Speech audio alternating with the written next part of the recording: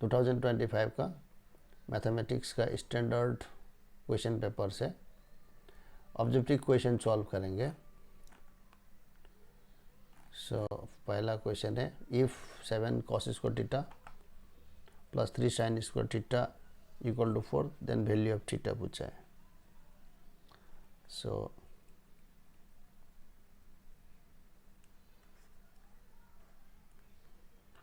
यहाँ से क्या लिख सकते हैं, 7 cos स्क्वायर थीटा को लिखेंगे 4 cos square theta plus 3 cos square theta plus 3 sin square theta equal to 4 और 4 cos स्क्वायर थीटा और इधर हो गया 3 कॉमन है, cos square theta plus sin square theta equal to 4। So यहाँ से अब ये 4 cos स्क्वायर थीटा, इधर 3 cos square theta sin square theta मतलब 3 इक्वल टू 4। सो यहाँ से लिखेंगे 4 cos square theta equal to 4 से 3 माइनस करने से 1। So cos square theta is 1/4, that means cos theta is 1/2। Positive लेना है, cos थीटा इज 1/2 मतलब cos of 60 degree, cos 60 degree 1/2 होता है। So theta is 60 degree. So answer होगा C. सो पहला क्वेश्चन का आंसर सी मिला है। नंबर 2, क्वेश्चन नंबर 2 में the probability of drawing an even prime number out of number from 1 to 30। 1 to 30 में even prime number एक ही है, only 2 is even prime number, बाकी प्राइम नंबर 3, 5, 7, 11, 13 ये सारे नॉन इवन है। इवन प्राइम नंबर एक ही है, सो प्रोबेबिलिटी होगा 1/30। टोटल नंबर 30 है और इवन प्राइम नंबर 1 ही है। So probability of drawing an even prime number out of number from 1 to 30, 1 to 30 30 number है। सो आंसर ए होगा। Next, the quadratic equation whose roots are 7 and 1/7 is. Root अगर 7 and 1/7 है तो उसका product होगा c/a का बराबर होता है। यहाँ पे c/a ये 1 हो रहा है, इसका रेशियो 1 होगा, इसका रेशियो 1/7 हो रहा है, इसका रेशियो -1 हो रहा है, यहाँ पे -1/7। So c/a product of root c/a equal to 1 होना है, जो कि 7/7 होना है, जो पॉसिबल ओनली ए में है। तो आंसर ए है।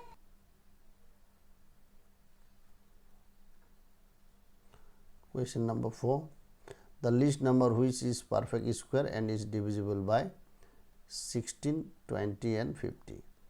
सो यहाँ पे ये परफेक्ट स्क्वायर नहीं है, क्योंकि 12 is not a perfect square. ये परफेक्ट स्क्वायर है, ये भी परफेक्ट स्क्वायर नहीं है। तो ये दो नंबर में 100 को 16 डिवाइड नहीं करता है। सो आंसर होगा 3600, जो कि परफेक्ट स्क्वायर है। यानी ये सारे नंबर डिवाइड करेंगे, क्योंकि अगर हम इसका एलसीएम भी निकाल सकते हैं, निकाले तो 16, 20 and 50। एलसीएम के लिए 2 से डिवाइड करेंगे, 8, 10, 25, फिर 2 से डिवाइड करेंगे 4, 5, 25, अब 5 से डिवाइड करेंगे 4, 1, 5। सो इधर क्या हो गया, 5 to 10, 10, 10, 400। इसका एलसीएम 400 है, 400, 409 जो 3600. So answer C है. Next question number 5. The coordinate of in point of the diameter of a circle are, ये दो in point of diameter, length of radius. So diameter का in point होने से diameter क्या होगा? Diameter होगा square root of 5 minus 5. So 5 minus 5 whole square plus minus 2 whole square. So इधर 0 हो गया, 4 square हो गया, minus 4 square and 4 square same, this is equal to 4. So diameter for मतलब radius r equal to 2 है. Negative में नहीं होगा, so answer D. Question number 5 का आंसर डी होगा. Number 6, point A 3 points are vertices of a triangle. So उस triangle के बारे में बोलना है, कैसा ट्राइंगल होगा. सो ये अगर 0 है, X axis, Y axis, -5 0, 5 minus 5 0, 5 0 and 0 4. तो ये जो ट्राइंगल दिख रहा है, आइसोसेलेस ट्राइंगल दिख रहा है. This is an isosceles triangle. Right angle at right angle नहीं होगा, आइसोसेलेस ट्राइंगल होगा. इक्विलेटरल नहीं होगा, स्केलेन नहीं होगा, क्योंकि आइसोसेलेस है. इसका डिस्टेंस अगर ये ए, ये बी और ये सी है, तो A B equal to square root of 0 minus 5 whole square, 0 minus -5 मतलब 5 स्क्वायर, और 4 minus 0 square 4 square. That means root 25 and 16 root 41. A B हो गया. ए सी भी हमारा रूट 41 नहीं होगा, 0 minus 5 square and 4 square root 41. B C का लेंथ 5 minus 5 minus -5 मतलब 10. B C is 10. सो यहाँ पे पाइथागोरस का फॉर्मूला भी एप्लीकेबल नहीं है. A B square plus A C square equal to 41 plus 41 82, not equal to B C square. So ये Pythagoras का फॉर्मूला भी यूज मतलब सेटिस्फाई नहीं करता, तो राइट एंगल नहीं है. दो साइड इक्वल है तो आइसोसेलेस है. इक्विलेटरल नहीं है क्योंकि थर्ड साइड इक्वल नहीं. तो आंसर इसका बी है. Next question, question number 7. Question number 7 में क्या है? In the given figure R S एक टेंजेंट है, tangent to the circle at the point L. M N जो है एक डायमीटर है, एन एम एल 30 डिग्री है. तो आर एल एन निकालना है, ये एंगल निकालना है. उसके लिए अगर ये ज्वाइन कर दिया तो आर एल ओ जो होगा 90 डिग्री होगा, क्योंकि ये जो रेडियस है, radius and tangent are always at right angle. फिर ये दो साइड इक्वल है, तो ये पार्ट हो गया 30. ये 30 होगा तो 90 होने के लिए हो गया 60 डिग्री. तो इसका आंसर होगा 60, B. Answer B. Next question number 8. Question number 8 में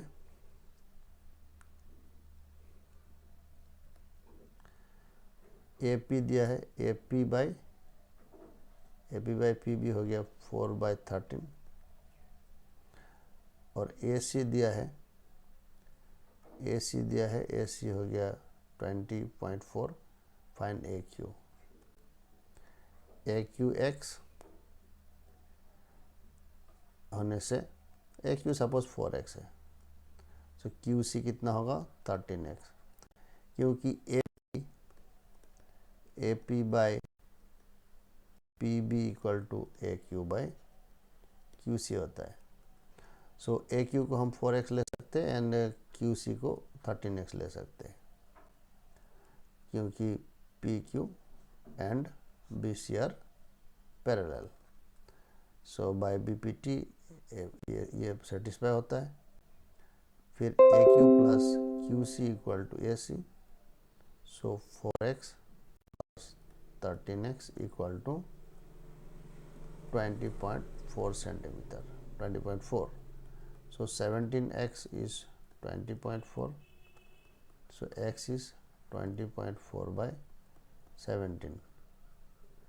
So 20.4 को 17 से डिवाइड करेंगे, 17 1 is 17, 34.2 the 34. So 1.2, x का वैल्यू 1.2 है, हमको निकालना है AQ हो गया 4x, 4 into 1.2, 4.8 centimetre. So 4.8 centimetre, option D correct रहेगा। तो इसका आंसर है option D. Next question number 9। Question number 9, which of the following statement is in, कौन सा वाला फॉल्स है। Two congruent triangular always similar, ये हमेशा ट्रू होता है। A square and a rhombus of the same area are always similar, ये गलत है।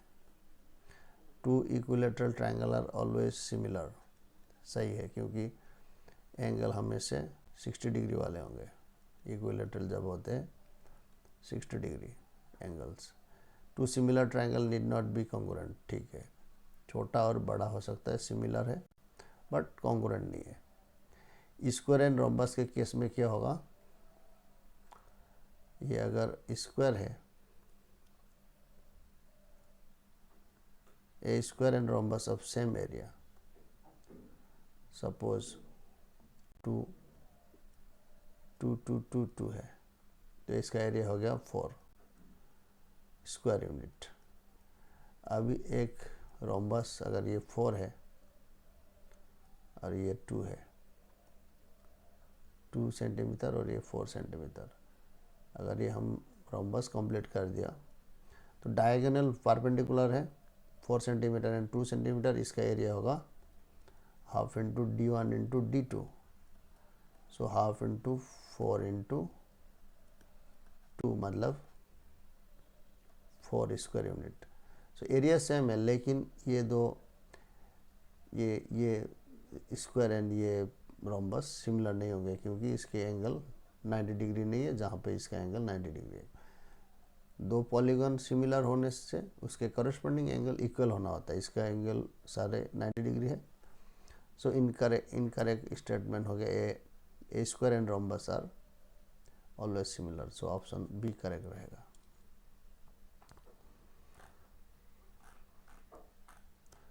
नंबर 10 में sum of exponent of prime factor of the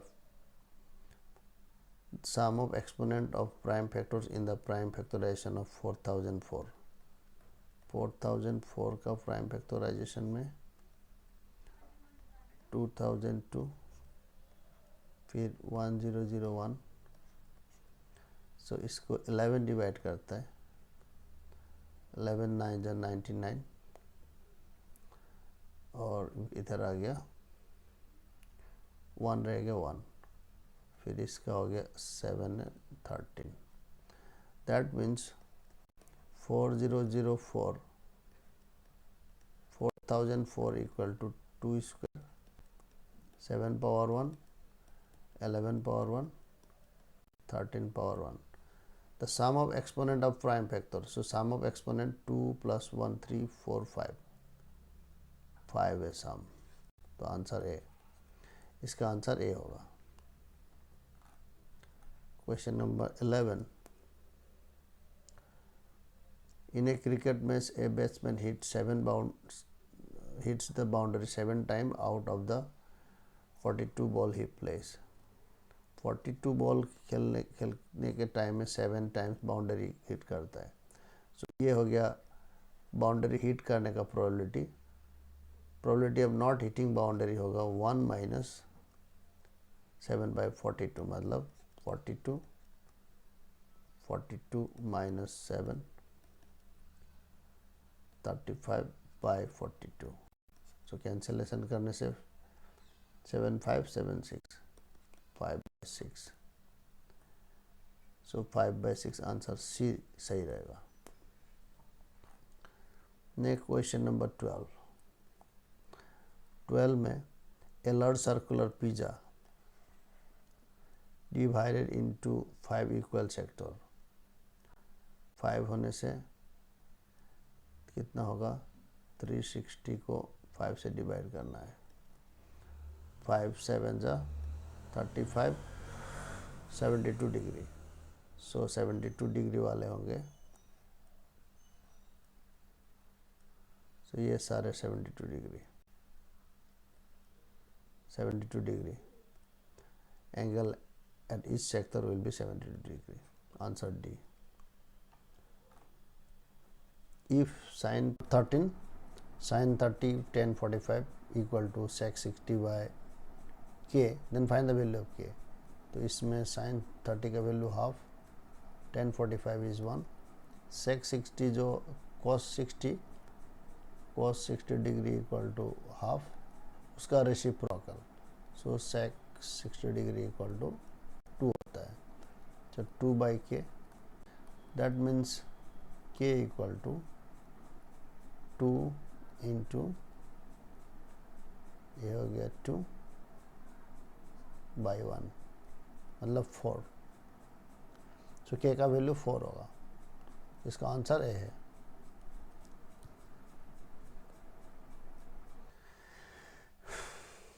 so 13 हो गया. Now 14 number. The line represented by the equation is, इसमें क्या है, x and y equal होना है.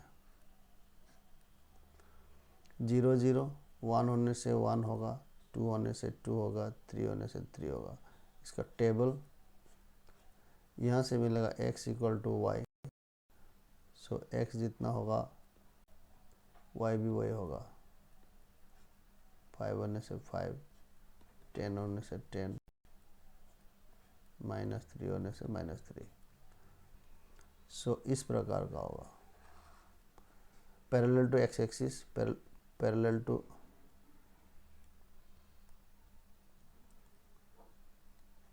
y axis passing through the origin. 3 2 से नहीं होगा क्योंकि इक्वल होना है. तो answer C. Next question number 15. 10 term of the AP. तो यहाँ पे ए हो गया. क्वेश्चन नंबर 15, ए का वैल्यू हो गया 5, डी हो गया 19 by 4 minus 5, 19 minus 20 by 4. That means -1 by 4. So d का वैल्यू -1 by 4. Therefore 10 टर्म मतलब a10 equal to a plus 9d, a5 9 into d का वैल्यू हो गया -1 by 4, 5 minus 9 by 4, LCM 4, 5 4 the 20 minus 9 equal to 11 by 4. तो option A correct रहेगा इसका. Next question number 16. Question number 16. -4 is a 0 of the polynomial, then the value of k is. So minus p of -4 equal to 0 होगा. जो -4 डालेंगे 16 हो गया. -4 मतलब तो ये 16 मतलब -4 square -2 plus 2k equal to 0. That means 16 plus 4 20 equal to, इसको राइट में लेंगे 2 plus 2. सो 2 को इधर लेंगे 18 हो गया. 18 is 2k. So k is 9. So k का वैल्यू 9 होगा. k का वैल्यू 9 होगा तो 9 टू 18, इधर हो गया 20, इधर 4 इस minus 4 square 18 16 minus minus plus 4 20 minus 20 0, जो बी आंसर रहेगा। 17 the equation of a line parallel to x axis and at distance 3 unit. Parallel to x axis मतलब इधर बिलो द एक्स एक्सिस का नीचे में, तो इसका इक्वेशन होगा y इज ऑलवेज -3, x कुछ भी हो y हमेशा -3 होना है। Answer C. 17 का आंसर सी है। 18 HCF ऑफ 40 110 एंड 360, सो 40 मतलब 2 क्यूब इंटू 5, 8 5 जा 40, 110 मतलब 11 इंटू 2 इंटू 5, 360 मतलब 36 इंटू 10, 36 मतलब 36 equal to 9 into 6, 9 into 4, 9 into 4 into 2 into 5, 9 मतलब 3 स्क्वायर, 8 मतलब 2 क्यूब इंटू 5। HCF सभी में कॉमन चाहिए, सभी में 5 है, 5 इज ए कॉमन फैक्टर। अभी 2 क्यूब है, 2 सभी में है, 2 भी है, 2 is a common factor. 3 common factor नहीं है, अभी मिनिमम पावर डालना है। 5 का मिनिमम पावर 1 है, यहाँ पे भी 1 है, यहाँ पे भी 1 है, 5 टू द पावर 1 होगा। यहाँ पे पावर 3 है, यहाँ पे 1 है, यहाँ पे 3 है, मिनिमम 1, सो 10। तो इसका आंसर डी रहेगा। 18 का answer D.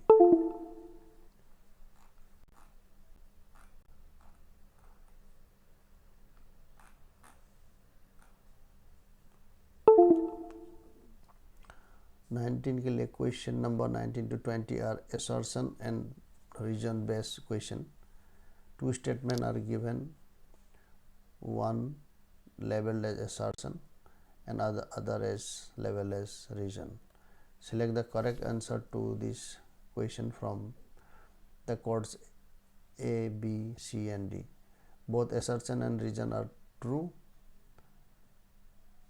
and the region is the correct explanation of assertion, then A. B, both assertion and region are true but region R is not the correct explanation, then B. Assertion is true, region is false, then C लिखना है। Assertion A is false but region is true. Assertion is false, region is true, then answer D रहेगा। तो इसमें हमको बोलना है इनमें से क्या होगा। Common difference of 5 1 -3 7 is 4। Common difference 4, ये गलत है। Assertion is false. यहाँ पे कॉमन डिफरेंस -4 था। Common difference of the APs of 10 by the formula an equal to an minus an minus 1, ये करेक्ट है। So reason is true. Assertion is false, reason is true, मतलब इसका answer D है।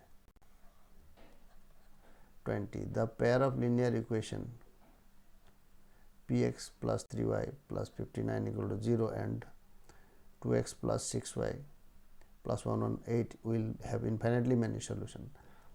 यहाँ पे 59 का double 118 है, 3 का डबल 6 है, तो 2 का हाफ p का वैल्यू अगर 1 होगा तो इनफाइनाइट सोल्यूशन होगा।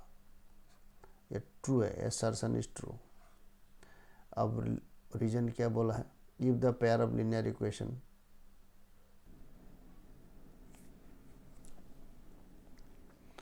रीजन में क्या बोला, if pair of linear equation px plus 3y plus 19 equal to 0 and 2x plus 6y plus 157 has unique solution, then p is not equal to 1. p not equal to 1 होने से p by 2 is not equal to 3 by 6 होगा, true है. लेकिन इसका correct explanation ये नहीं है, क्योंकि यहाँ पे इनफाइनाइट सॉल्यूशन का केस था. इनफाइनाइट सॉल्यूशन में बोलना था कि a1 by a2 equal to b1 by b2 equal to c1 by c2, इस प्रकार का कंडीशन यहाँ पे होता तो इसका ये करेक्ट एक्सप्लेनेशन होता. सो दोनों ट्रू है लेकिन एक्सप्लेनेशन करेक्ट नहीं है. एक्सप्लेनेशन करेक्ट नहीं है. That means both assertion and reason are true but not R is not the correct explanation. तो इसका आंसर बी होगा. तो आंसर बी है. तो इसी के साथ ये वीडियो यहीं पे ख़त्म करते हैं. Please like share and subscribe the channel. Thank you very much.